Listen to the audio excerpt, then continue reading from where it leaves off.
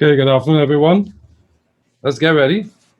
And I ask you to bow your heads in prayer with me. Heavenly Father, we come before you, dear Lord. We thank you for your blessings. We believe that you would speak to our hearts through your word because that is what you do. And you have been speaking to us through the Bible, through the impressions of the Holy Spirit. And today, as we study, Lord, we pray that you will reveal your will to us and that we will understand these powerful truths that you have provided in your word so that we can understand what is going to come in the future, but we can begin to prepare ourselves now to be ready for your soon coming.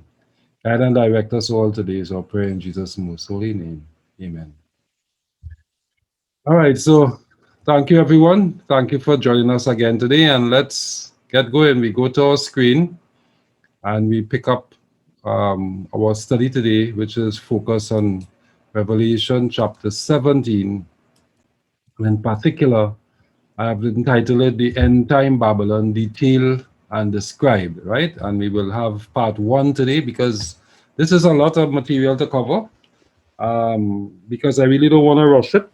And I want to make sure you grasp all the important truths. There are some powerful truths in Revelation 17, 18, and 19, actually, and they are all seen as part of our path. And maybe that is something that I should just talk on quickly before we go forward further and to remind you that the chapter divisions within the Bible came after the fact. It came as the various councils would have met and attempted to bring some structure and order to the book and trying to put some direction over the various books that were available as they compiled the Bible and brought it forward. So that it's important to appreciate that. So that when we stopped at chapter 16, I wanted to appreciate that from the vision point of view, John may have very well in receiving the vision that we are captured in chapter 17, it would follow on very nicely from what happened with the seven last plagues. And therefore, one begin to get the impression that the vision is attempting to, if you will, reinforce, magnify, and identify certain aspects that are already captured in the previous visions. And that is why the concept of recapitulation is so important, which is to appreciate that within the prophecies, one vision may simply reinforce what a previous vision said, right? And we need to remember that. That is not new to us because as we have been studying Daniel, we know that when we looked at Daniel chapter 2, for instance, we covered in a very summary form the succession of kingdoms from Babylon to when Christ would come the second time, right? But when we got to Daniel chapter 7, chapters 8 and 9, we really introduced, if you will, the fact that there are two facets to the kingdom of Rome, even though that was also introduced in chapter 2 when we saw the feet of iron and then the feet of iron and clay. But then we saw some more details around the behavior of Rome, both as a civil power as well as a religio-political power, right? A religious political power. And certainly when we got to chapters 8 and 9, we expanded on the issue of God's judgment that would start in 1844 before he comes a second time.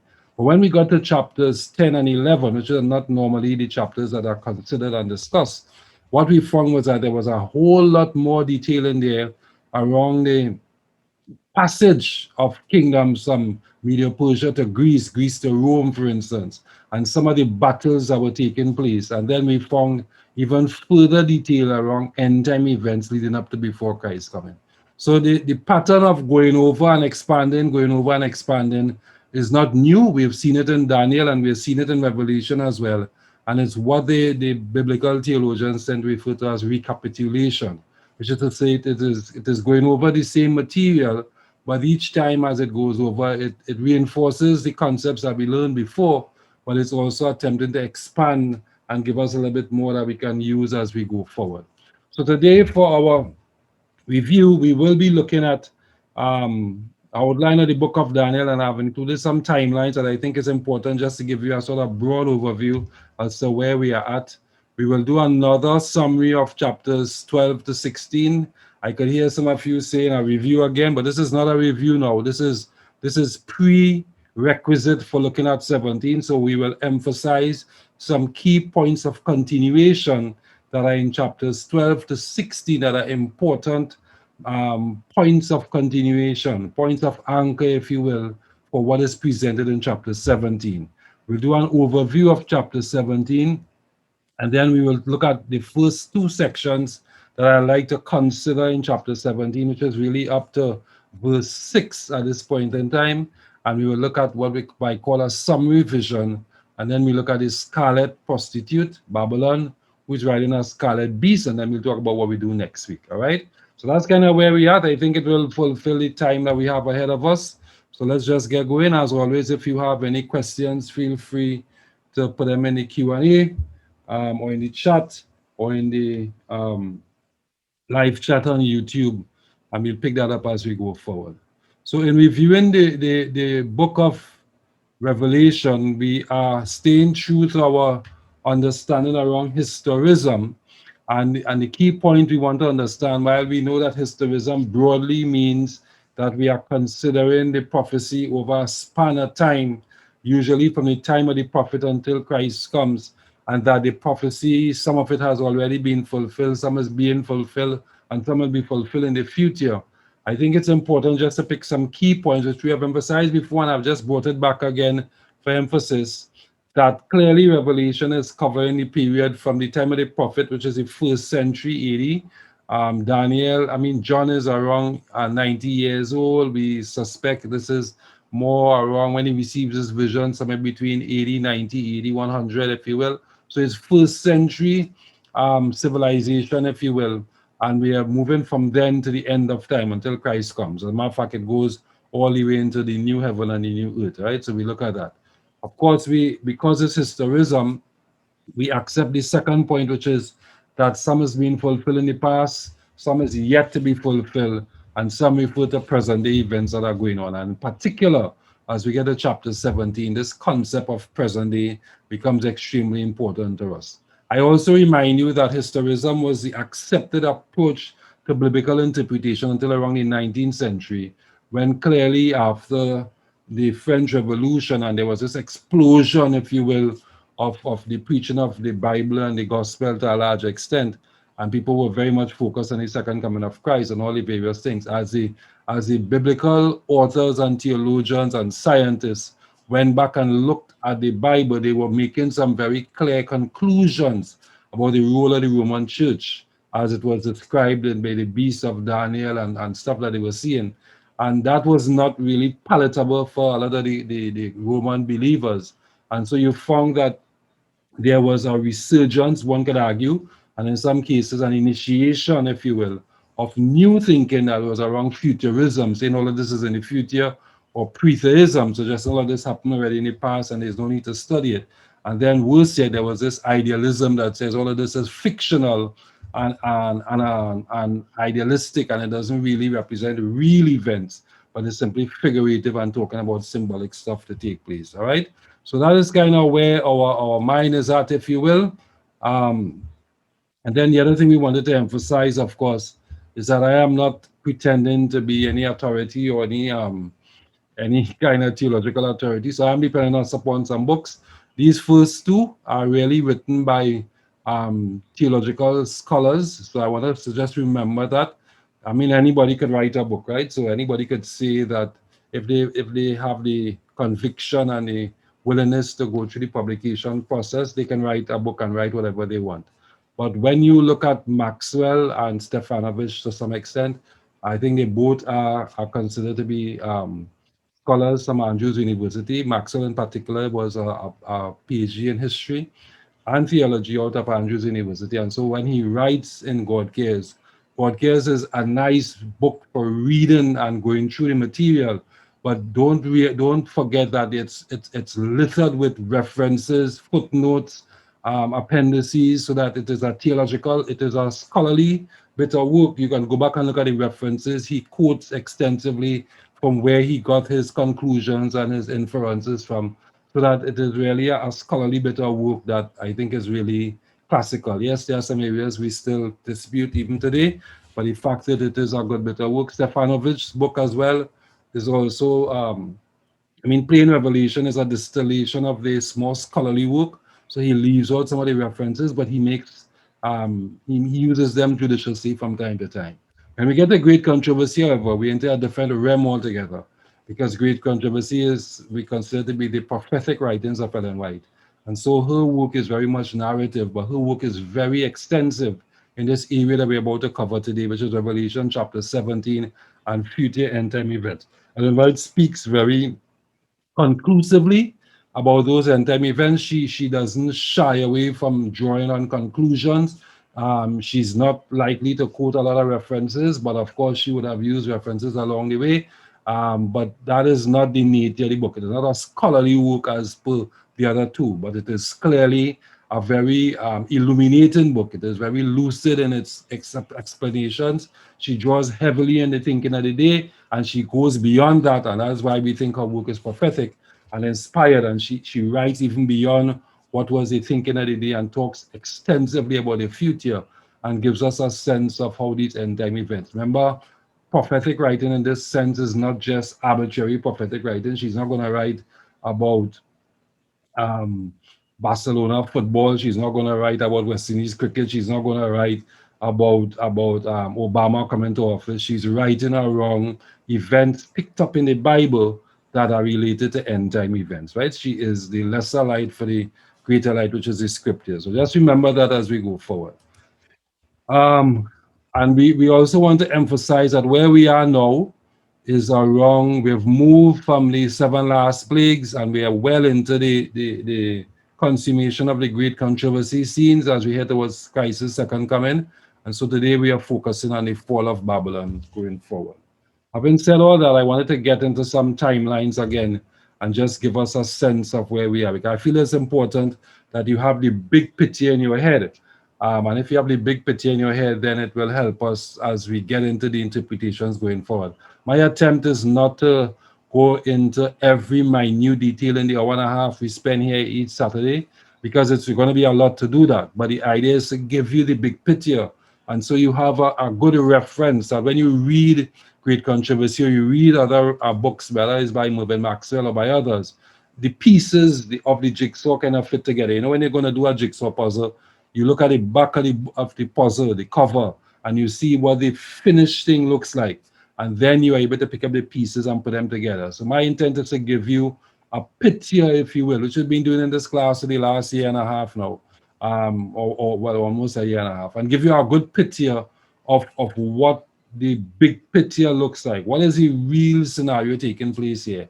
And as you get these pieces and you understand the view, when we dive down into specific details, you begin to understand the relevance and what is taking place. So let's move quickly along. Not a lot to discover here, things we have learned before, but we just want to get the sequence clear in our head, right? We began in Daniel by looking at Babylon, and during that period, Israel was in captivity, right? They soon were replaced by the Medo Persians, and we say replaced here very carefully. It is not to suggest it was a very a nice handover to say, I Media Persia, your turn now. There were battles that would have resulted in this. We had Cyrus the Great. We had Daniel chapter 5 with Belshazzar and the Euphrates River and going below it, etc. Powerful things. And this is the period when, if the bottom section is represent what is happening to God's people during this period, this is the period when they receive some sort of liberation from the various decrees to say restore and build Jerusalem. They go back into their homeland from exile, if you will. But there is still a level of persecution that is taking place during this period, right? By the time you get to the Greeks, we are talking about the restoration of the Jewish homeland, but there is still some persecution taking place. And then when we get to Rome, which is around the time we've now moved from BC to AD, and around the time when Christ was born, etc. Rome is in control. Caesar Augustus rule the world, if you will. Israel is a colony of Rome. They are in captivity and they are part of Rome, and they will go through AD 70, which is when the Romans will destroy the city completely and destroy the Jews, etc. We know that Rome will eventually go through a period of metamorphosis. They will transform, if you will, into still a Roman power, but now as religious Roman power, right? The church takes on a lot of the attributes of the state, if you will.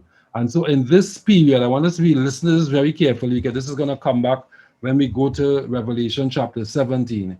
In this period here, church and state are united to the point that they become one. All right, they're fused together, and it is homogeneous. So there is no separation. There is no distinction to say, well, this is the nation and this is the church. Once the in 80 538, once Justinian had passed on the power to the church, then the head of the church, the Pope, became the head of state. And so you found that within one entity, you had the simultaneous existence of church and state. That is an extremely important period. And this, of course, ushered in the Dark Ages period, where again, now we are not just talking Jews, but we're talking true Christians who would have experienced a high degree of persecution during the Dark Ages period, right?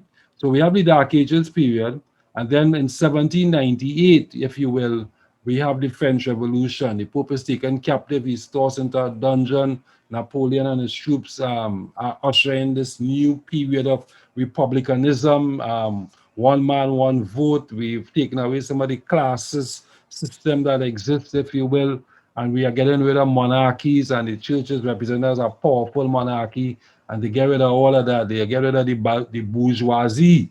That is where that term came from during that period. They're using the guillotine to create real revolution. Things are happening. All right. Now, it's important to remember that during the Dark Ages period, a good many of the Christians, the true Christians, cross the Atlantic and they go across to America, a place where there are not a lot of people, and they get almost like a wilderness experience, if you will. And they form a new nation across there by 1776.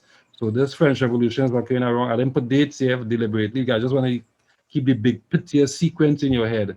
Um, that way to get confused and try to remember dates. Just understand the sequence as we go forward, right? So we have the French Revolution occurring here in 1798, and it ushers in a whole new period as a result of this resurgence, this liberation of thinking that takes place.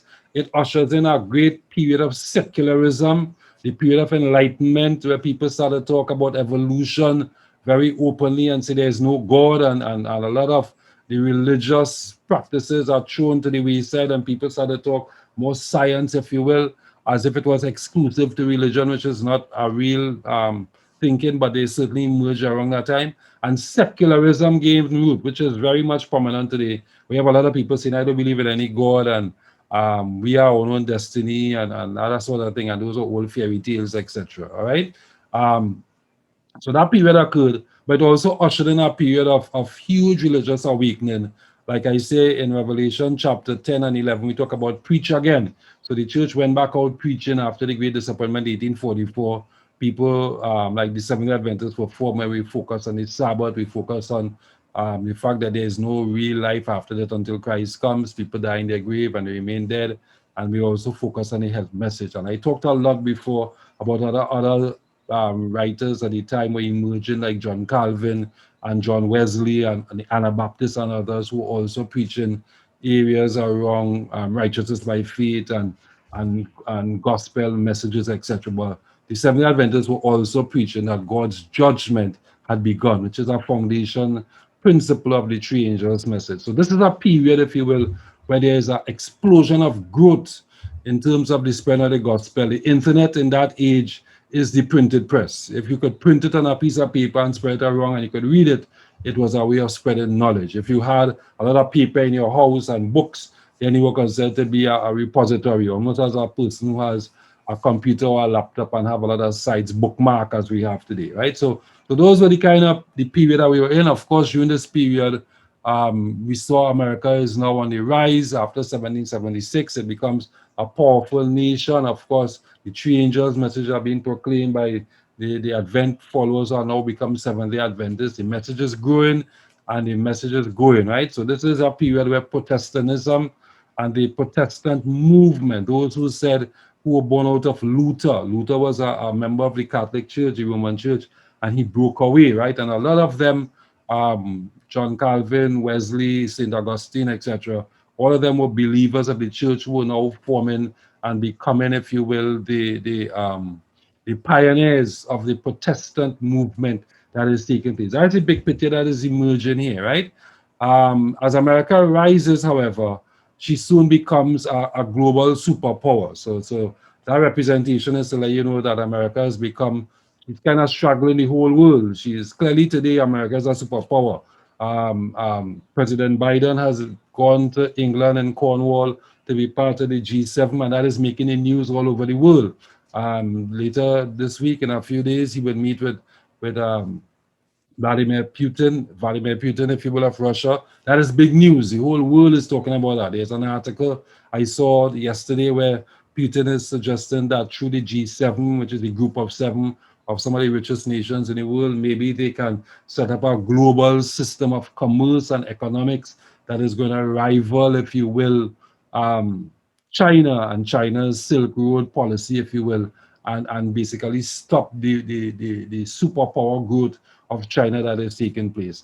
All of this time, however, America is living as a democracy. Let's remember that America is a democracy. So as a democracy, the way the nation makes its laws, it's through its parliament or its Congress, its Senate. All right. So America is a place where when in the old days when a nation made laws, it was because the king signed off on it. In America, when a nation makes laws, it's because the Congress is making laws. So if the members of the representatives of the people are inclined to pass certain laws, then they do that. So we saw, for instance, there's a very live conversation going on around voting rights in the US. And there are states like Texas and a few of the others who have passed laws that said in our state, these are what you require to vote. And a lot of people feel that those are restrictions that keep people from voting. All right. So you find that in a nation where civil liberty was a big thing, one of the horns of the beast, if you will, that it is no longer held as sacred, and you can very well find that the Congress writes laws. Now the question is, if these people in Congress are predisposed to a certain religious thinking, then what sort of laws will they write? All right, and that is something you just need to keep in your mind. That's important. The reason I raise religious thinking is because while America has become a superpower, the Roman Church seems to have grown significantly. If you keep your eyes on the slide, the Roman Church seems to have grown significantly since the days of 1798 when the priest was captured and thrown into a dungeon, etc. Since then, we've had the death of a pope that occurred just recently in the early 2000s, 1900s, 1990s, early 2000s, and you had four American presidents, if you will, three American presidents, if you will, going to kneel at the funeral of that pope. That was something that was really earth shattering because America was seen and is seen as a Protestant based church who had fled. I talked to you last week about Joe Biden talking about the fact that the Ku Klux Klan was formed initially to frighten those Catholics who were coming from Eastern Europe, Poland, and other places. So that's why they had a burning cross to let them know that when you get here, you're not going to practice what you did across here because we are now in control, right? So America was a place where to be identified with Catholicism was a big thing, and I didn't really feel it should do that. But during the period that we are talking about here, not only is America rising, but the church seems to be going through a whole new rebirth. In 1929, Mussolini grants the Vatican City its independence. It now becomes a nation, if you will, of its own, and the Pope is seen as a head of state. So that is a sign, if you will, that the wound inflicted on the church in 1798, when everybody thought it would die, it is going through, for maybe a good way to describe it, a period of resurrection. I've done that deliberately. I'm using that word deliberately because we'll come back to that anchor point um, when we get into Revelation chapter 17. All right. So during this period, the America is paying attention and with treating the church with due respect. And meantime, the church is growing in its popularity, is becoming a lot more prominent, and it is today a very much huge population, if you will. And so the church has become prominent again after 1844. So let's move in. This is kind of, we are at the point now where we have described up to the present period what is going on. This to me is, maybe should have put a line in and say that up to now we're talking about the present. But what we anticipate in the future from what we've studied so far up to Revelation chapter 16 is that there would be a greater acceptance of the church by America. And again, if just being present at the funeral wasn't enough, we had recently where the Pope current Pope Francis, he came to Parliament and he addressed a joint sitting of the House of Representatives, right? And interestingly, behind his back would have been the Vice President of America, now at that time, who is now the President, who by his own admission is a very staunch Catholic believer who went to his church even before he took on his presidency. So here he is, if you will, addressing the joint houses of parliament, which is clearly suggesting that the likelihood of the church and the state coming together and working where there are common areas of interest is not unforeseeable, and it is likely that that is going to happen. So this again is still present day, if you will, because we're seeing that there's a rise as a global superpower, but there's also a coming together of the church and the state, right? So that's kind of where we are.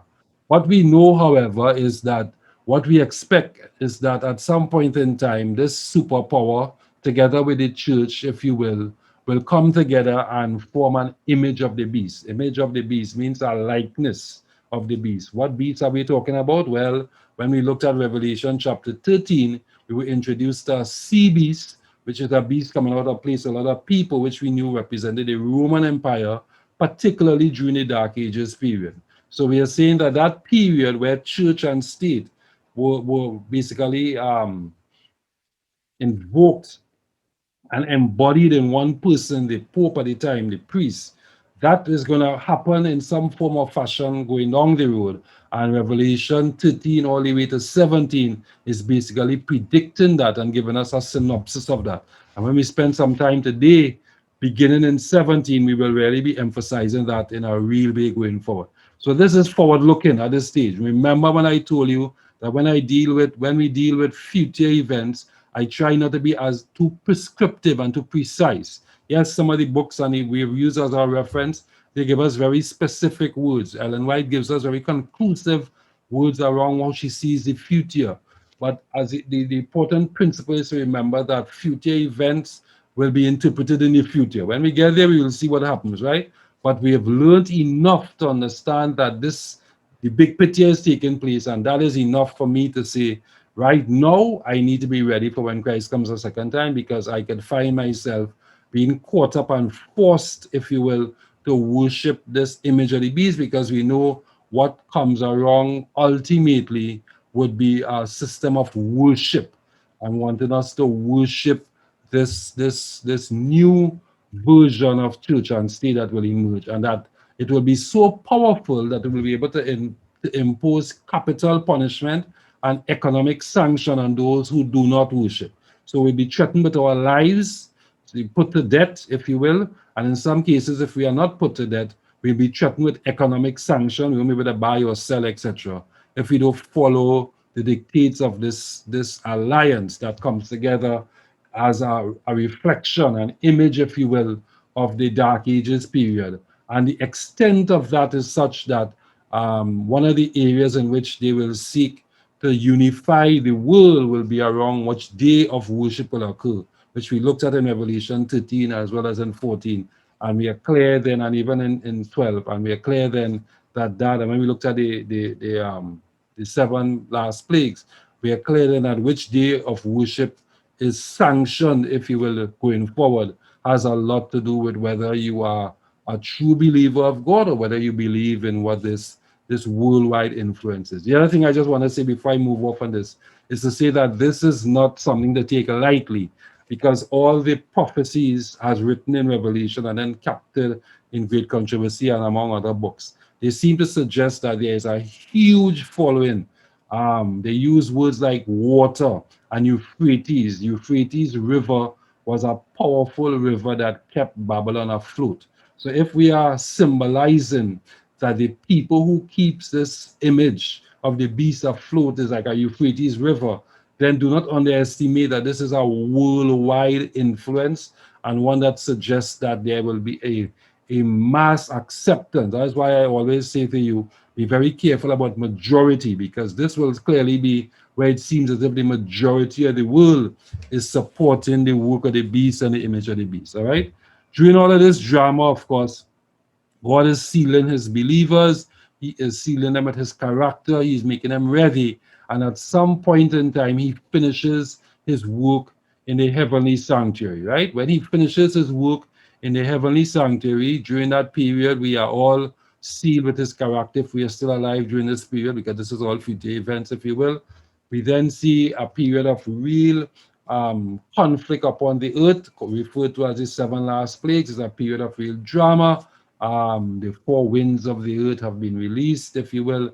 And so there's a period, albeit short relative to the periods gone in the past, and a period of great strife and destruction. And more importantly, which is one of the things we will cover again today, this is why I want to go back to chapter 16, is that the same nation, the same power of church and state that created this great alliance and following of people, that beast itself will be a subject of a plague, the fifth plague, to the extent that the people will withdraw their support, the mass support they had for this. But one of the ways they regain the support of the people is by performing some miraculous acts, if you will. And those miraculous acts lead to the point where they are assembled, if you will, for a final battle. And by the time we get to the seventh plague, they assemble for this Armageddon type battle, if you will, but Jesus comes. All right? And so that is important to remember, that one of the things we expect at the end of all of this is that Jesus will come. Everybody okay with this flow? Keep that in your head. This is important. If we keep this flowing in our head, I think we're in a really good place going forward. So having understood our flow, we then go to the important points of chapters 12 to 16 that are important for us as we interpret chapter 17, right? So the first thing I want you to remember is that in Revelation chapter 12, we introduced a woman who was, of course, all dressed in white. She stood upon the moon with the sun upon her, and she was wearing 12 stars, etc. But that a seven-headed dragon was attempting to go after her, which was to destroy the child that she was bringing forth, which is Jesus. And we then concluded by quoting from a number of texts, Ezekiel, we quoted from Jeremiah, we quoted from Corinthians, where in the Old Testament it was normal to refer to God's people as a woman, if you will. As a matter of fact, it was normal to refer to a group of people and a denomination of people as a woman. And in Jesus' case, he would refer to Israel as his wife or as his betrothed. I've likened you unto a commonly woman, right? So that continued when Jesus was upon the earth. So in the parable, if you will, of the 10 virgins, 5 wise and 5 foolish, he again used those young ladies to represent his people towards the end of time. Those who are wise are the ones who are filled with the Holy Spirit and are ready for when he comes the second time. And then those who are not wise, or the foolish ones, are the ones who pretend and think that they're doing all that God wants, but they lack the underlying first principles of God's Holy Spirit in their hearts. And he rejects them when he comes and keeps them outside of the wedding feast. So I wanted to remind you that that we saw Satan's attempt to destroy Christ upon the earth through the woman.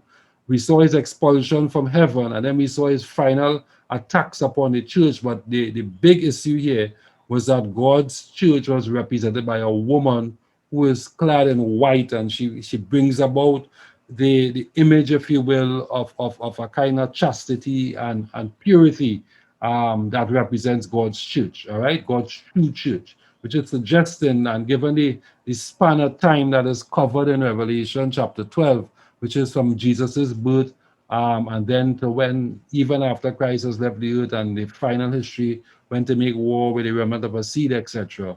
He is saying that his true church, and I want us to be clear that true church is not his official church. So there may be official churches out there who are doing X, Y, and Z, but Jesus was saying he has a church of true followers, if you will, and that these true followers are what he represents as a woman who is standing on the sun, if you will, and on the moon, and is reflecting the word of God, and the sun and the stars, etc. And God is Jesus is the light of the world, etc. So that is God's purity with his church. All right. Husbands, love your wives as Christ loved the church and gave himself for it. So he's always been using that continued imagery of a woman. Also, Revelation 12 gave us a very clear view that to escape the persecution in those days, the people fled to the wilderness. As a matter of fact, it says that the dragon attempted to swallow the woman with a flood, but she escaped the flood by running to the wilderness, because the wilderness was a place where the flood had no effect, because it was a dry and deserted place, right? We know the flood, the wilderness represented going to the Americas, and basically starting up a whole new Protestant nation built on civil liberty and religious liberty, the two horns, when they got across to America and practiced their religion, right? But we also know that what will emerge towards the end is that the dragon will be very vexed again with the woman and will meant to make war with a remnant of her seed. So clearly, God's church, if you will, his pure church, his true church. I ain't talking name or religion people now. I didn't say this church or that church. I'm saying God's true church is going to continue towards the end of time. All right. When we got to Revelation 13, we met three different types of beasts, right? The first was one that came up from the sea, and we said this is a Roman church. I want us to always remember that. This is a Roman church. It arose out of the Middle Eastern, Mediterranean area where human civilization was at its peak, if you will, all right? So this is an area of a region of Mesopotamia, Tigris, Euphrates River, and then Mediterranean Sea, that is heavily populated, and the Roman Empire rose out of that. So the sea, we then said, again going back to terms from Ezekiel, but more so using Revelation 17:15, which we're going to come to today, that says that the people that you saw, the water you saw represents people. We're saying that since a beast is representative of a nation or a kingdom, which we saw in Daniel, then this beast that comes up first is the Roman Empire during the period of the 1260 years, the Dark Ages period, right? But it is not, it is never dead, eh? It just goes through a wound. And then we talked about the fact that America also emerges during this period. Now we're talking about at the end of the 1260 years, coming to the end of it, if you will, America rises from the earth. It starts off talking as a lamb, but later really behaves as a dragon. And then later on, we have this image of the beast that is formed, which we talked about earlier when we were going through the timeline. And they will attempt to bring a lot of destruction upon the earth. One of the things that we summarize Revelation 13 by saying is that it is really predicting a confederacy of religions. I want to keep that word in your head, because we're going to come back to that when we talk about this Revelation chapter 17.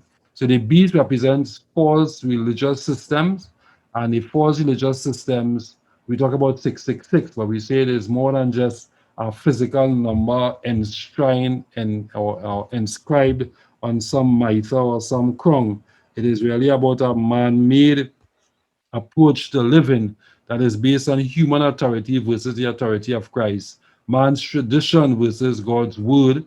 Man's tradition believes that there is life after death and the soul is roaming, and we could save it through purgatory, which are really pagan customs that crept into the church, when the Bible tells us very clearly that when a person dies, they're dead, and they do not know anything, they're not in no heaven looking down upon us and all that kind of stuff, right? God's word also told us very clearly that the only way we are saved is through Christ, right? And not through a priest or intercessor of man. He is the true intercessor. And then, of course, it substitutes law for man's law for God's commands, 7 day versus the first day a week, and a counterfeit Sabbath, etc. Right? So that's kind of where we are. When we got to Revelation chapter 14, however, we encountered as the big issue here the three angels' messages. And basically, the messages of the three angels were to remind the world that Jesus and God deserves worship, because he is the one who was created, and the creator, he's the creator, sorry, he created everything in the world, he's the creator, and as a result of being the creator, he deserves worship. We also reminded the fact that the essence of what we preach is the everlasting gospel. We need to remember that. We need to preach the gospel of God. Yes, prophecy is great to know and all the history and stuff, but the real message we are asked to preach in these last days is the good news of salvation through Jesus Christ. All right? So we need to preach the gospel, but we need to also let people know that God's judgment has started, his judgment hour has come. And then we got these very important messages that told us that the Babylon will fall. Babylon has fallen. And I told you then that that word fallen in its original construction really is present participle. It is fallen. It will get to the point where it eventually culminates in a complete fall. And then we were also told, listen, don't follow the wrong way, don't go the wrong way, because there's a consequence, and the consequence is destruction. When we looked at these seven plagues last few weeks, I said to you that those things that are happening in the sixth and the seventh plague in particular are the consequences, if you will, of making a choice to follow man's way rather than God's way. All right. So that is what was the main message, if you will, emerging from chapter 14. This last part was really re-emphasizing the third angel's message that there's a choice, and you could either end up on the harvest of tears, wheat, sorry, in heaven, or you could end up in the wine press or the harvest of wine grapes where your blood is spilled, etc. Right? So that was Revelation chapter 14. And then in Revelation chapter 15, the only big issue here was the time in which we went through in our timeline to remind us that the plagues came um, after Christ had completed his work in the heavenly sanctuary. So we went through the plagues, and we talked about the fact that the first five seem to be more literal rather than figurative. But again, we are not being conclusive around that. But we say whether it was literal or figurative, it is still representing a bad thing. But clearly, the sixth plague is around a lot of figurative stuff. It talks about the river Euphrates being dried up. We said that is at that time period we're talking about, which is after the first five plagues, which is after Christ has completed his work in the heavenly sanctuary. We're really not talking about a literal river Euphrates. We're talking about a figurative river Euphrates, the people coming away from that. And that the way they counter the fact that they've lost the support of people is to duplicate the three angels' messages by using three frogs. And they use some counterfeit miracles. But God is saying to us, even though they will even mimic my second coming, don't worry about that. Just stay, remain faithful to me, because at the end of the day, as they gather together, they gather for a final battle to look to destroy God's people. The battle of Armageddon, I want to make the very clear distinction. Yes, it's a spiritual battle, but it's also a physical battle where the world's powers assemble, if you will, to destroy God's people after this period of resurgence, after performing all these miracles and getting the people to come back to support them. They seem to want to destroy God's people, but before that could happen, Christ comes, right? So the seventh plague is the one where we talk about the fact that somebody in the throne of heaven says it is done. That's important. If somebody up there says this thing is finished, no more, punto final, time to move, let's go down on earth and get people saved, if you will. And then as we read the details of the seventh plague, I wanted to remind you that it invoked this thing about Babylon again.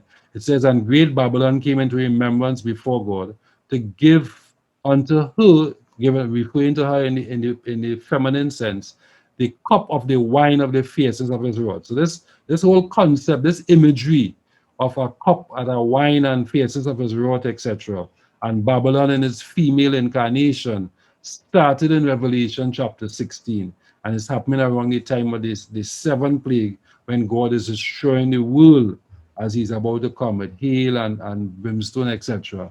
And people are still blaspheming God and still going against God because they're really not ready for that, right? So that is kind of the context. Everybody okay with that so far? I think we're making good progress, and I think you all are really appreciative of where we are at this point in time, right? So having established these two areas, we now go to Revelation chapter 17. When we go to Revelation chapter 17, which I could read now, but I would rather you read on your own, because when we go through each section, I will read through the verses applicable to them, but your homework is to read through it all in one, but we'll come back and read it again next week. When you go through Revelation chapter 17, we encounter a few things. There's an introductory scene that occurs in chapter 17, verse 1. And I put verse 1a because it's just for the first part of that verse. There's an introductory scene, and I'll talk about that. It's when an angel come to John in vision after the vision of the seven plagues. And he says to him, come, I want to show you something else. This is not uncommon. We saw this with Daniel, where in Daniel chapter 8 and 9, the angel will come to him and show him stuff. It culminated way back in Daniel chapter 11, where Jesus himself came as Michael and showed Daniel stuff that was going to take place, right? So there's an introductory scene, and then there's a very, as you go on to the rest of verse 1 into verse 2, if you just read those two verses alone, you would have summarized, if you will, the vision of Revelation chapter 17. So that is a summary. It's like, sometimes you buy your newspaper and there's a headline that says um, COVID dramas for the past week, right? That might be the headline. And then as you read, there's a lower or subtext that says a lot of people are unable to get vaccines, crowds will turn away, and only 50 were awarded for the day. That is all you might get. And some of us, we stop just there, right? But then you might also get a whole article now where you read through the details and you understand that it was supposed to be from A to E, but they didn't have enough and blah, blah, blah. And you go through all of that and you get the details. But in this case, I'm saying to you that the introductory scene and the summary scene here are really the first subtext of Revelation chapter 17 that gives an overview as to the whole chapter, but we will then get into some more details. As we get into the details, we will have a detail around Babylon, who is referred to as a prostitute, a harlot, a whore in the King James version, if you will. And she is riding on a scarlet beast. I didn't add it in here, but I did it in the other parts. The prostitute is also identified in scarlet, so that color becomes important, which is red, really. There's a riddle. Long time we would say a riddler, riddlery. There's a riddle around the beast, so we need to decipher the riddle and figure out what is that. We'll get to that by next week, if you will. Revelation 17, 7 to 8. And then we are introduced, if you will, to a beast and some kings of the earth, and they seem to be coming together. We need to understand what they are doing there. That is also important. If you remember the timeline I started off with today, you should also get some clues as to what is going on there. In the middle of all this description, that's what I love about Revelation.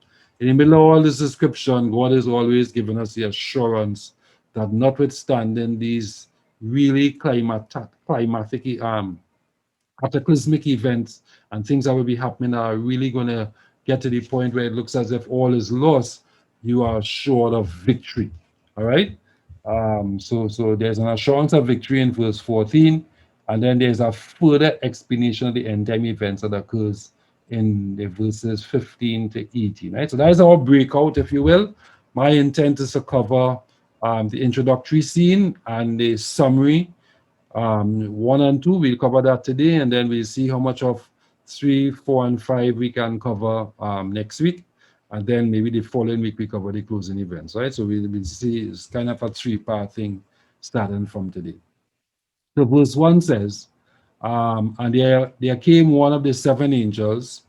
When you say one of these 7 angels, that is a very clear link back to Revelation chapter 15 and 16. In Revelation 15 and 16, we were introduced to 7 angels who came out of the temple, who had these vials that they were pouring out that represented the 7 last plagues. They were coming from the temple at that time, and the temple is filled with smoke, and no man could enter. So Jesus has completed his heavenly ministry in the heavenly sanctuary. He's getting ready to come onto earth and relieve people. And in that intervening period, when Michael has stood up and he comes for a second time, these plagues are happening for a short period of time. All right. So we will, and I say short relative, relative to all the long era of events that took place before. Right. So it says, so when he says, and there came one of the 7 angels, he is referring to the same 7 angels. That's why I said to you, you got to be very careful about these chapter divisions, because the original Bible is not written in chapter division. So John just simply moves on, having discussed the 7 last plagues and the 7th one, where it seems to represent the destruction of the earth and Christ's second coming. He then say, oh, and by the way, and one of these angels came from that same time, and he gave me another vision. And the vision he's given, because we're following the recapitulation principle, is a vision where he goes back over, if you will, some of the stuff that is already captured in 15 and 16, but he further expands on that. And that is why just now when I showed you the actual text that is used to describe the 7th plague in Revelation chapter 17, I showed you that in that text, it invoked, it called out the fact that God remembers Babylon, and he refers to her, to Babylon, as a her in personification. It is feminine as a her, and he talks about the cup of the wrath of his righteousness, etc. Right? So we get the those images already planted, if you will, subliminally in Revelation chapter 16.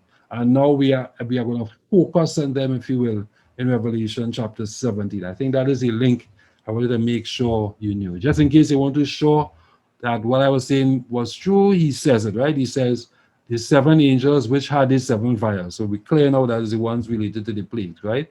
And they talk with me, saying, Come hither, and I will show unto thee the judgment. Now that's important. So God is saying that you can run every long rope, all long rope have an end, right? So the end of the rope is going to come for the Babylonian system that is persecuting people, that is causing this alliance between church and state, that is delivering this capital punishment, debt, and economic sanction, buy or sell, etc. All of that recalcitrance against God's work and his law, official recalcitrance, will come to an end, and God will bring judgment upon these wicked people. Again, I told you that this is not unprecedented. We've seen this before. Noah and the flood, Sodom and Gomorrah, Israel themselves in AD 70. We've seen this before, and we are seeing that God is saying, ultimately, having showed you all those models of punishment and judgment, I will eventually bring judgment upon Israel for what, upon these nations for what they have done. So he says, I will show you the judgment of the great whore that sitteth upon many waters. All right. So this is a little bit of a cryptic language here, but we need to try to understand that when he talks about the great harlot, we need to know who is that, if you will, because the word whore here, they always laugh at me in church when I try to describe it. Yeah, but the harlot here is the prostitute that is represented here. We need to understand what does it mean when he says a great prostitute that sitteth upon many waters. Once we see waters, we start to think about people, Euphrates River and all that from the sixth plague. And we remember that, if you will. And we need to be judgment kind of straightforward. We need to understand what the angel was trying to show John at that point in time, right? So let's go to the summary vision and let's just read it through again, right? So verse 2 says, Come, and I will show you the judgment of the great harlot, the use harlot in this version, who sits on the many waters, whom the kings of the earth committed fornication, right? With whom, sorry, the kings of the earth committed fornication, and the inhabitants of the earth were made drunk with the wine of a fornication, right? So that is an important thing to remember. So a few quick points, right? I don't need to say it, but I'll just say it again. That's why I went back to Revelation chapter 12. From Revelation chapter 12, we were clear that the representation of the quiet, pure woman who is clothed with the sun, standing upon the moon, stars upon her head, represented God's true church, and the church that the dragon is out to destroy. It seems stand to reason then that the woman who is classified as a harlot and who is dressed in a sort of risque manner and is wearing all these fancy clothes and stuff, that it is really representing an opposite image to the one presented in Revelation chapter 12. That is the point here. There's no specific guidance around and getting too specific about her clothes to suggest that it is telling us not to do this or not to do that. What we're saying is that the representation, if you will, of this nation or people by a woman who looks very opposite from the one in Revelation chapter 12 is indicative of the fact that we are talking about an impure version of God's church. So I want us to be very, very clear around that conclusion. It's a jump, but it's a logical jump. It's a jump that almost all the commentators have done over the years to suggest that while we have a very vivid description of the pure woman, as we like to call her, in Revelation chapter 12, which was the true church of God. And that transcended BC into AD, transcended Jews into true Christianity, etc. God always had a true church, if you will, that he would keep the followers who remain faithful to him. What we encounter now in Revelation chapter 17 through all this language here is that we encounter, if you will, a harlot looking woman, and she is carrying a glass of wine, if you will, and she seems to be drunk. And she's not only drunk, but she has basically created drunkenness among the inhabitants of the earth and among the kings of the earth who have committed fornication. That word fornication is also tied into unfaithfulness to one's spouse. So if the true church is because I have betrothed you, Israel, as a pure woman, husbands of your life, as Christ of the church, if the true church is seen as Christ's wife and his bride, if you will, which is a phrase commonly used in Ezekiel and Jeremiah when those prophets were talking to Israel and said, you are moving away from being the bride of God. A matter of fact, I always like to remind you that the book of Hosea is a story about a prophet who had an unfaithful wife, where God used the prophet as a parable in his life, his real life, of what Israel was doing to him. Israel was considered to be an unfaithful bride because they were not following what God wanted, right? So this representation then is suggesting that the impure woman represents God's church in its impure state, and that's something we need to pay attention to. So the woman in Revelation 12 represented the church of God, pure and faithful. The woman of Revelation 17, however, by contrast, represents the apostate and unfaithful church at the end of time. The church is a union of many churches. So this is something I will come back to, because when we get later on to where she's having an inscription upon her head that says Mystery Babylon, the mother of all harlots, then you begin to appreciate that label is indicative of the fact that this is not just one church, but one church who seems to have cast some sort of control, some sort of governance, if you will, over a confederation of churches coming together and operating a particular way. And that is extremely important as we go forward, right? Now, just to reinforce this thing about the harlot description representing the impure church and the church, or the believing church that has gone awry and has not followed what God wanted and come up with their own abominations and their own language and their own theology and their own doctrine, which one could argue that the Roman Christian church through the years did that. So I told you about Constantine in 313 all the way to 331, and how well he made the Christian church the church of the Roman Empire. But during that period, the church also enacted a number of doctrines and laws that had no bearing upon the Bible. And I always like to say that if you didn't think that was true, then you need to remember that Martin Luther, who came from within the church, that morning in 1517, when he placed his pieces upon the door of the church in Wittenberg, he was able to list at least 95 areas in which the church was not doing the right thing, right? And in summary, Martin Luther said that they need to follow sola scriptura, the Bible and the Bible alone. And then he talked about righteousness by faith and the fact that there is always a body of believers who remain faithful to God and who remain faithful to him. So out of Luther's protests, we had the Protestant movement, and you had a number of Protestant churches who were formed with other initiators like John Wesley and Calvin and Augustine, etc. And that growth of Protestant movement went forward.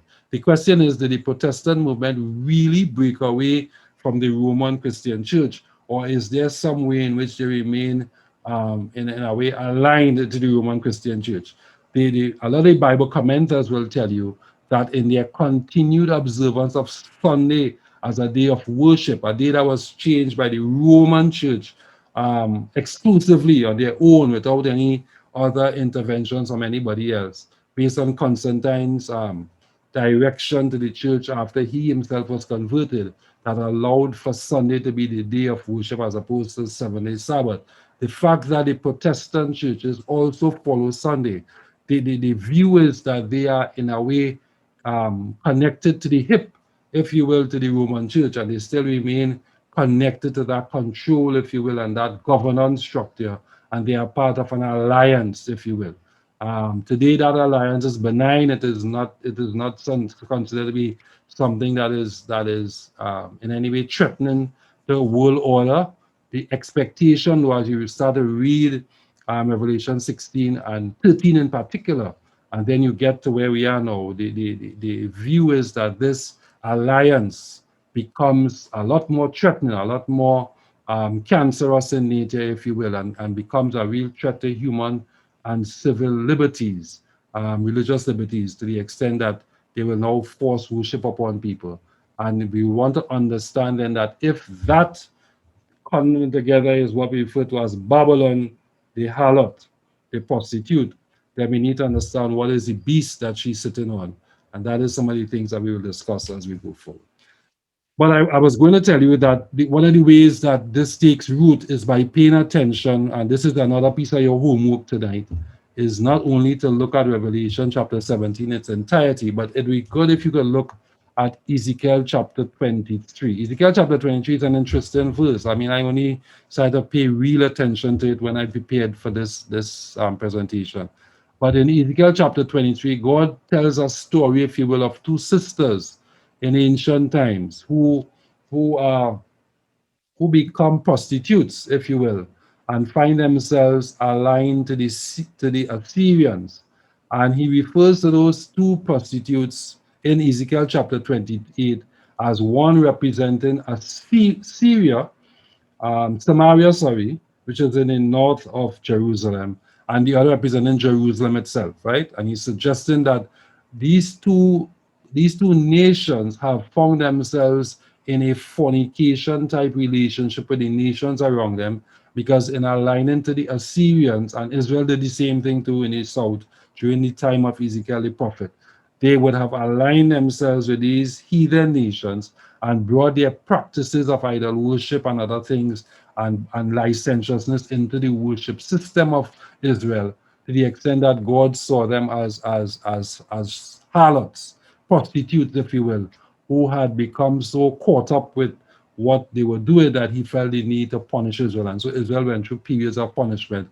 One of them, of course, being included where they were captives by the Romans, right? So if you remember all of that, I just give you a very brief synopsis of the whole chapter, but keep that in your mind, and maybe be good to read that chapter in a version other than the King James version, so that it reads a lot more simpler. But in verse 30, he says, I will do these things unto thee, because thou art gone a whoring after the heathen, and because thou art polluted with their idols. So he's saying that because you went and formed these unholy alliances with the heathens and become polluted with their idol worship, thou hast walked in the way of thy sister, because I told you he's referring to two sisters, but the story is really allegory in nature and is referencing Samaria and Judea. Because thou hast walked in it, therefore I will give her cup into thy hand. So he's using the same word cup to represent, if you will, the fact that she has been drinking from the wrong sources, but she will now have to face the punishments of God. And then I reminded you, if you will, when we discuss Revelation 16, verse 18 and 19, that again Babylon was referenced, and he says, and great Babylon came into remembrance before God to give unto her the cup of the wine of the fierceness of her wrath. So we have seen that before, right? I like this summary that we get from Stefanovic, right? And he says, the angel states that a prostitute Babylon dwells on many waters. So he is very clear that the prostitute is referred to as Babylon. As a matter of fact, Revelation 17 calls her Babylon, right? So we'll come back to that, but we have a sense of who Babylon is, because we're thinking that that is a false religion compared to God's true religion, right? So he says, but we deal with the water partner, right? So he says the angel states that the prostitute of Babylon dwells upon many waters. Now Jeremiah 51:13 shows that many waters refers to the Euphrates River. It was seen as the biggest river in Israel because it was very close to Israel. And when you, like I told you last few weeks, when you had to conquer Israel from the north, if you will, or the northeastern side, you really had to pass through the Euphrates River, right? Because you're coming down to get, you're coming across to get to Israel. The angel later explains to John that these waters symbolize civil, secular, and political power. So in Revelation 17:50, because we are not left to guess this, the angel actually says that the water represents people. All right.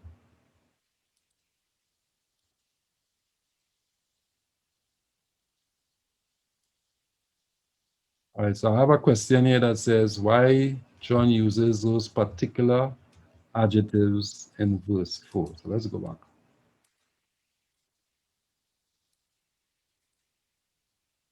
Oh, we come into that. All right. We come into verse 4.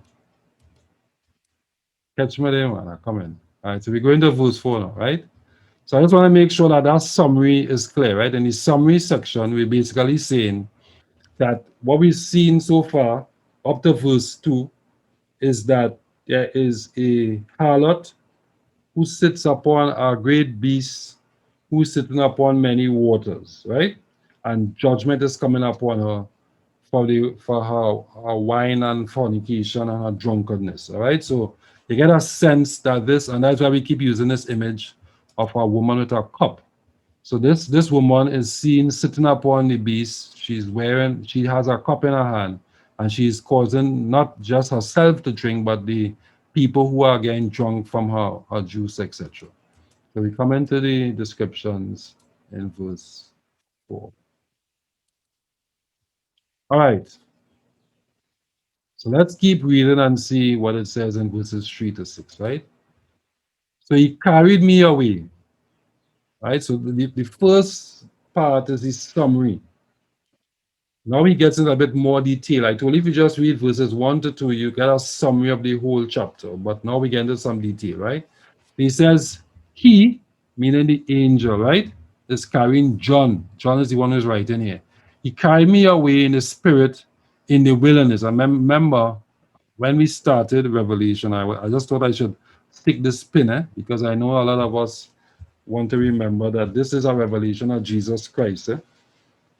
So while John is writing his experiences, this is something God wants us to know. All right. So he says, so he carried me away into the spirit, carried me away in the spirit into the wilderness. And he sees the vision again. So John is carried into the wilderness. And we'll talk about that. Well, maybe we should talk about that now, because when we were in Revelation chapter 12, the only things we discussed is that when the dragon attempted to destroy the woman, after the man child escaped, the woman from the um, fled from the dragon into the wilderness. And I told you the wilderness then represented the sparsely populated areas of the earth, including America, where they fled to get away, right? So it is a place, if you will, where during the Dark Ages, the Roman church was at its height. It was really attempting to destroy the church and to establish its own way and to establish its own laws and its own rules, etc. It was a period of inflexibility. If you weren't willing to follow what the church said, then you would get a set of persecution as a result of not following what the church said. And a lot of what the church wanted you to do was not what the Bible wanted you to do. Remember, the Dark Ages began in 8538 AD, and it ended in 1798. And Martin Luther had his protests in 1517, in the heights of the Dark Ages period, right?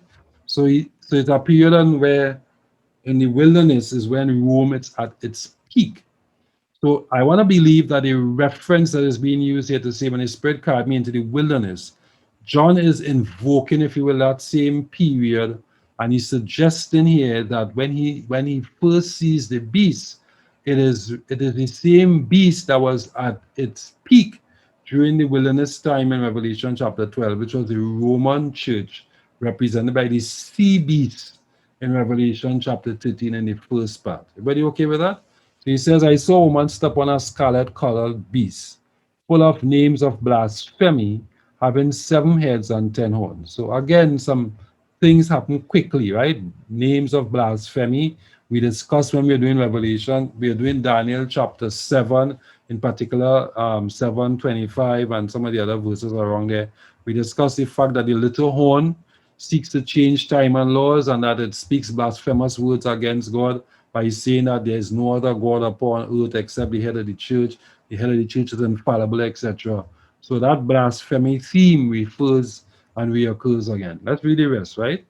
It says, a woman was arrayed in purple and scarlet and adorned with gold and precious stones and pearls. So we have a now real specific description. And I suppose that's why you asked me the question, because I had said to you before, don't worry too much about the specifics of what she's wearing. But this time we're ready to do the specifics of what she's wearing because that was the summary section at the beginning, right? So the woman is arrayed in purple and scarlet and adorned with gold and precious stones and pearls, having in her hand a golden cup filled with abominations and the filthiness of her fornication. So really vivid language, if you will, right? And then verse 5 says, and on her forehead the name was written, Mystery Babylon, the great mother of harlots and of the abominations of the earth. All right? So maybe we could kind of hold there. We'll come back to verse 6 in a bit. And let's see what we can pick up as we go along. Now, two things that I wanted to pull. I've pulled some quotes from Stefanovic, and we can talk about that. Let's talk about the scarlet prostitute. In ancient times, prostitutes wore scarlet clothing and lavish ornaments, as part of their whole seductive routine, right? So, especially if you read Jeremiah chapter 4, but in particular verse 30, it talks about the fact of these scarlet prostitutes in the Old Testament times. That's why I always tell you that Revelation tries to invoke a lot of what is in the Old Testament. And therefore, for you to understand Revelation, you really need to spend some time reading the Old Testament and appreciating some of the practices that the Jews were familiar with, right? Now, the other thing is to remember that purple was used for royal attire. Queen Esther wear her robe of purple when she was going before King Ahasuerus. We talk about that in Daniel chapter 5, verse 7, when we talk about Belshazzar wearing the purple clothes, etc. And so if the prostitute wants to see herself as a royal queen, if you will, and and somebody who deserves authority, wearing purple is not out of place, right? So it is scarlet and purple, those are the prominent colors. Purple is suggesting that it is of some sort of royalty, but the fact that he is calling her a prostitute, we know she's not royalty, but she's certainly pretending to be royalty, and in her own mind, she sees herself as royalty. If she sees herself as royalty and being a king upon this earth, then you begin to appreciate where the blasphemy starts to tie in back to that together. The other thing is to know that scarlet is red, is the color of blood. And one of the things we know for sure is that um, the old Roman church was clearly associated with the blood of the saints. The fifth seal, we had the saints below the altar calling out and saying, well, how long, Lord, how long would you not avenge our blood? That this thing was basically spilling on our behalf. So the fact that the woman, so let's kind of narrow down what we have seen so far. We have seen a woman. Once we see a woman, we start to think of church. But she is a prostitute. So we start to think an impure church. So this is a church system, a religious system that is impure, not following what God wants. But it's still officially on its very external appearance, it appears as a church, right? But the church is coated in purple, so the church is taking on some royal, dignified presence and power, which is suggesting that the church is also exhibiting governance, statehood type behaviors. You're starting to see that this ties back quickly to the Roman church, if you will, because that's exactly what happened to them during the Dark Ages period. And then the fact that it is in scarlet is also reminding us, if you will, that it is a church that has been involved in the persecution of people and martyrdom. And as a result, really being the orchestra of martyrdom, not martyrs themselves or victims. And as a result, they are really spilling a lot of blood upon the place. So he concludes that by saying, A prostitute dress is meant to seduce. It also invokes the attire of the high priest in the Old Testament, which included purple, scarlet, and gold. So that just adds even more, right? So we have royalty, but we also have the fact that when you look at Exodus chapter 28, which is really 3 chapters after Exodus chapter 25.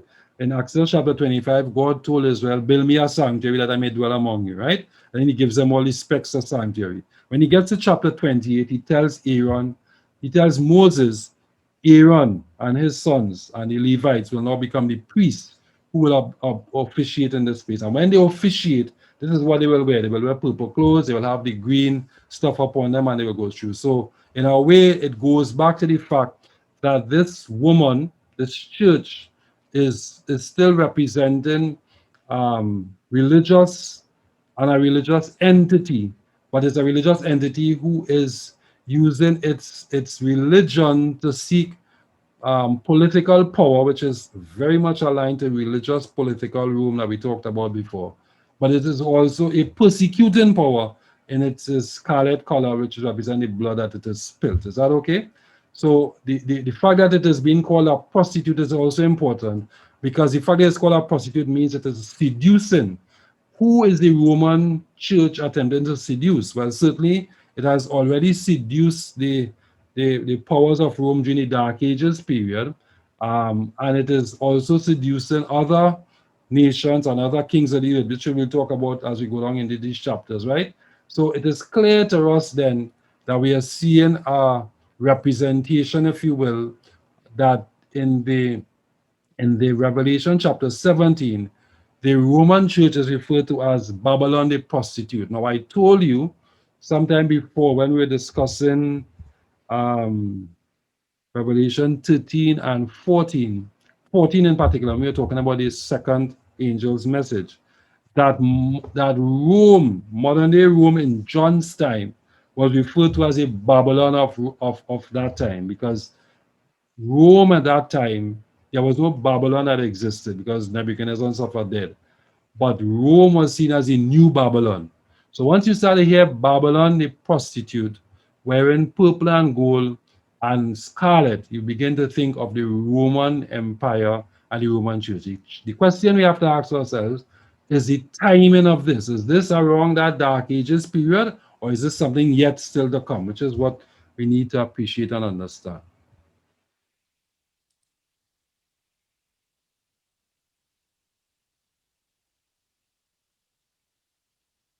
All right, so I have a good feedback here from one of the members. It says in Matthew 24:28, a scarlet robe was placed on Christ by the Roman guards. So it is a kingly color they adopt, as in verse 29, right? They call Christ the King of the Jews. Yes. So when the Romans attempted to mock Jesus Christ, if you will, they put a crown of thorns upon his head. They put an inscription on the thing that says, "Herein is the King of the Jews, the King of Kings, or the King of the Jews," if you will, because he called himself the King of the Jews. And then they also put this scarlet robe upon him to try to suggest that he was kingly, right? But we know for a fact that the priests would use the purple colors, which are really representative of their role, and that a lot of the kings will also use purple and gold as part of their royalty and their representation. So yeah, there's an interplay, if you will, of this high priestly representation as well as a worldly representation of them being um, a worldly nation, if you will. So they're playing up to both, which as I say, the only nation we've encountered so far, and the only beast before that has this kind of dichotomy, this kind of the split personality, is the Roman nation, where it transformed itself from just a civil power to a religious political power, and it became an embodiment of church and state to the point where it functions in a particular way. All right.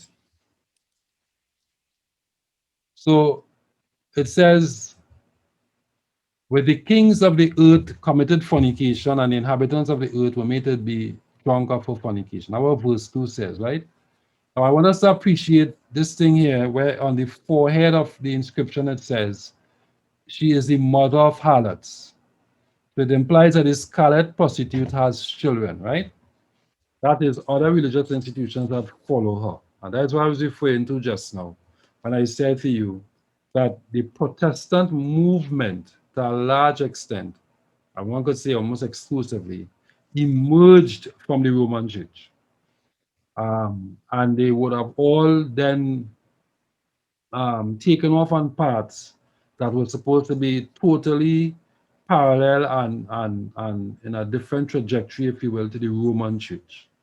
However, they all maintain their, um, among other things, there are other things that they maintain, but they all maintain the belief system within the day of worship as the Sunday as the day of worship. And to that extent, and among other beliefs, there are some who share the same beliefs about life after death, and there are some who share similar beliefs about intercession, etc. But not all of them. It is really not normal for a Protestant church to talk about priestly intercessions in the way that it is done in the Roman church, etc. But they are tied to the hip, if you will, by the day in which they worship.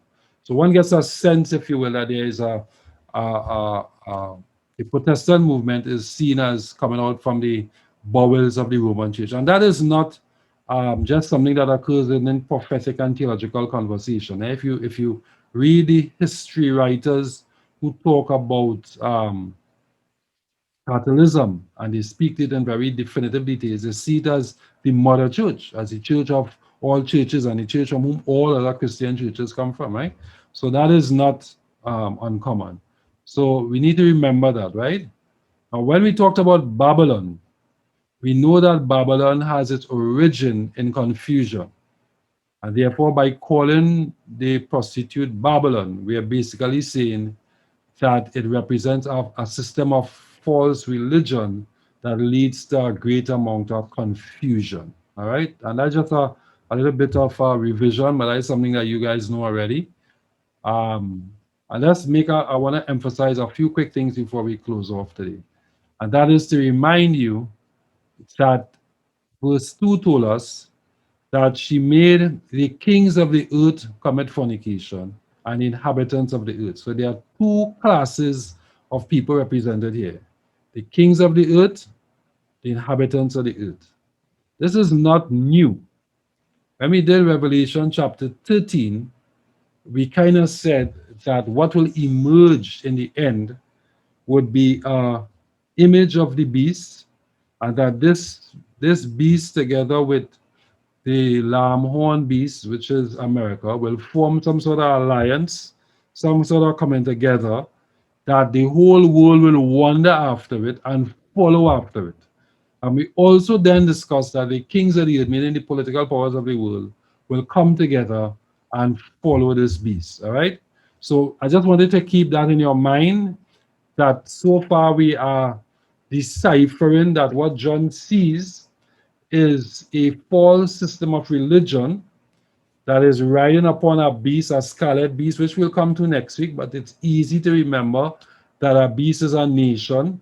So it is a false system of religion that is sitting upon a nation or political powers. The multi head suggests more than one political power.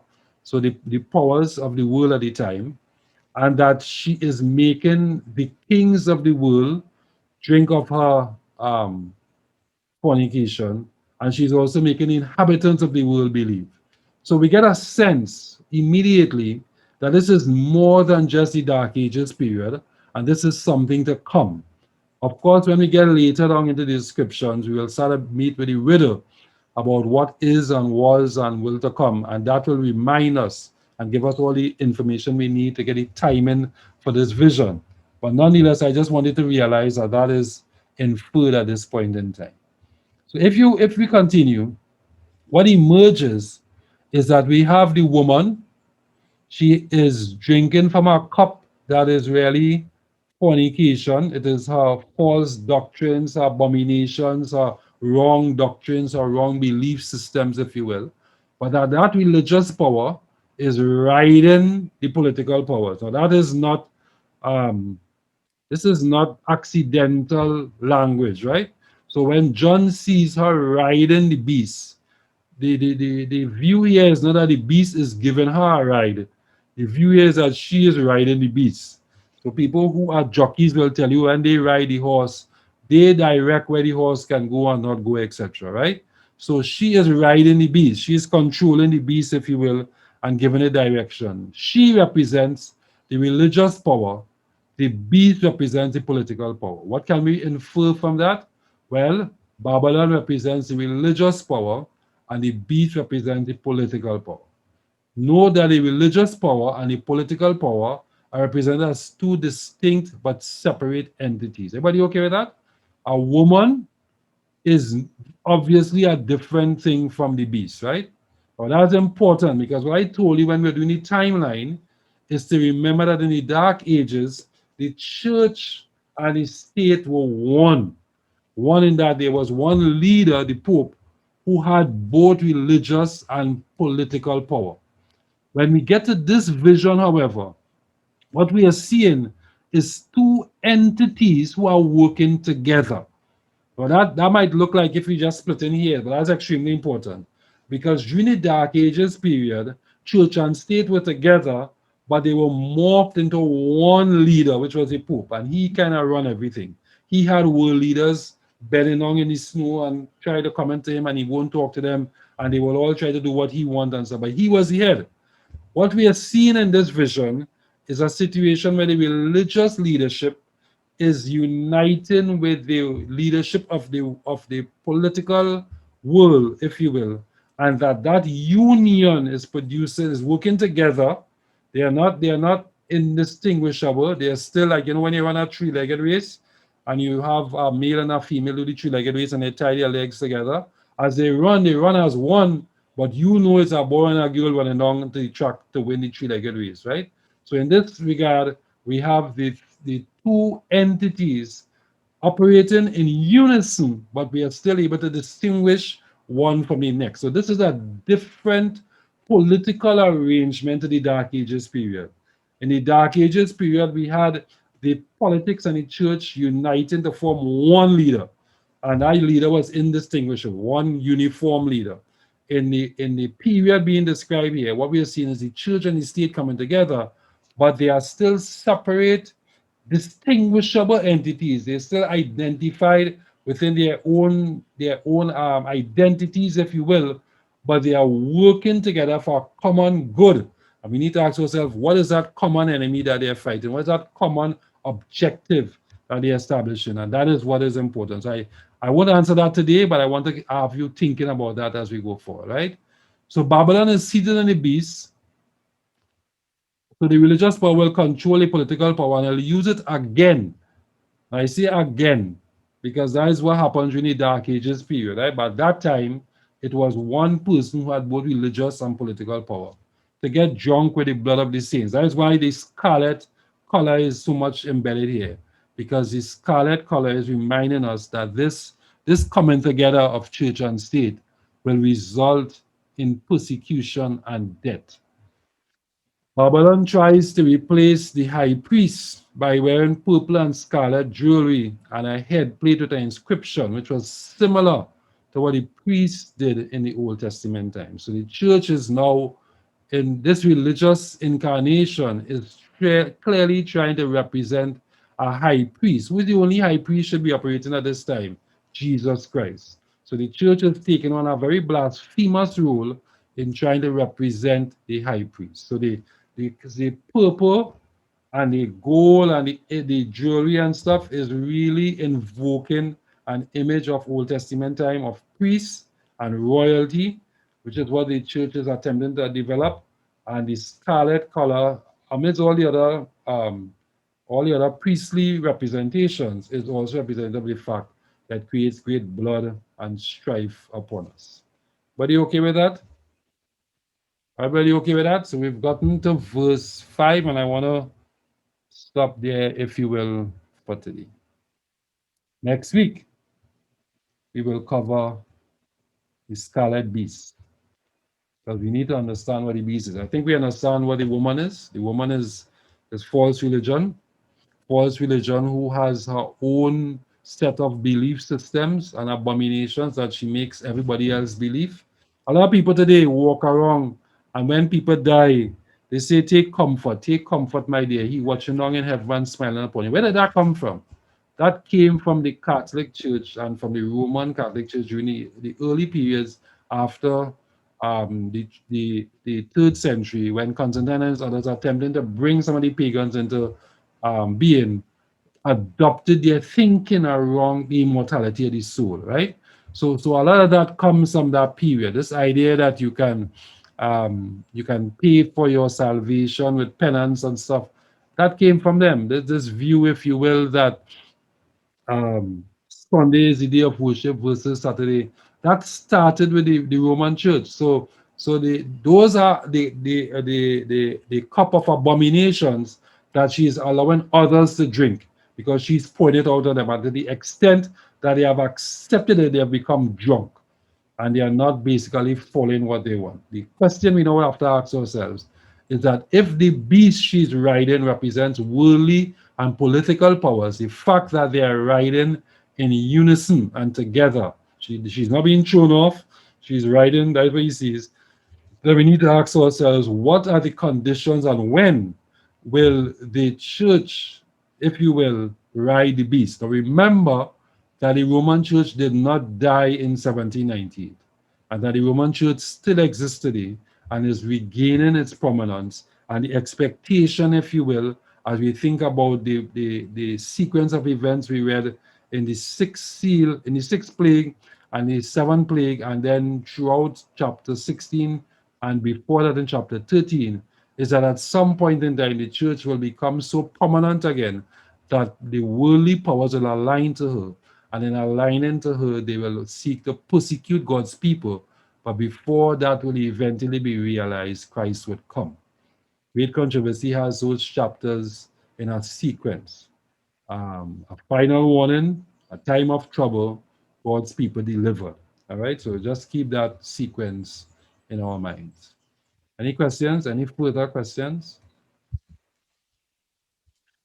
I hope you have all of this clear now, because we will, of course, we will keep reviewing as we go forward and put the timeline up just to keep us a go. But I think those are the big rocks. And I think the question around um, the significance of her colors in chapter 4 were answered, right? All right. If there are no more questions, and it's already hour and a half, if you will, I want to close off today. We'll do this again next week, and we'll continue. And I'll ask that you keep us in prayer, and that you continue to study yourselves and see if you can appreciate what is being said, so that when we get it, it becomes a lot easier next week. Let's bow our heads to prayer. Father, we thank you for your love and for your goodness. We thank you for your word and for what you revealed to us. Keep us close to you, dear Lord, and allow your spirit to lead us and guide us in everything that we say and do. Speak to our hearts and draw us ever closer to you. Help us to understand this great truth that you have presented to us today, dear Lord. And may we prepare ourselves, not to be frightened, but to be ready, so that when you come like clouds of glory, we will understand what you're trying to do for us. And draw us ever closer to you. So I pray in Jesus' most holy name. Amen.